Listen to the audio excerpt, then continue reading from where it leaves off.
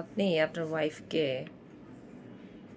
যখন আপনার সাথে ভালো সম্পর্ক ছিল বা আপনার সাথে বিবাহ বিচ্ছেদ হয়ে গিয়েছে, আপনি আপনার ওয়াইফকে আপনার দিনমোহরের টাকাটা সম্পূর্ণ টাকা আপনি পরিশোধ করে দিয়েছেন, কিন্তু আপনি তার কাছ থেকে কোনো ধরনের ডকুমেন্টস আপনি আপনার কাছে রাখেননি সরল বিশ্বাসে।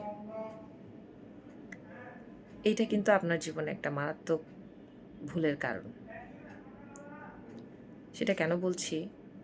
আপনি যদি আপনার ওয়াইফকে দেনমোহরের টাকা পরিশোধ করার পরেও কোনো রসিদপত্র সম্পাদন না করেন বা কোনো ডকুমেন্টস যদি আপনার কাছে না রাখেন, তাহলে দেখা যাচ্ছে পরবর্তীতে আপনার ওয়াইফ আপনার বিরুদ্ধে কিন্তু আবারও দেনমোহরের টাকা আদায়ের জন্য পারিবারিক মামলা দায়ের করতে পারে।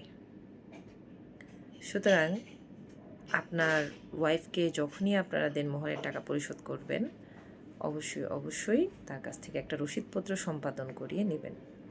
তাহলে দেখা যাচ্ছে যে পরবর্তীতে আপনি বিভিন্ন ধরনের আইনি ঝামেলা থেকে বেঁচে যাচ্ছেন। সকলে ভালো থাকবেন। আল্লাহ হাফেজ।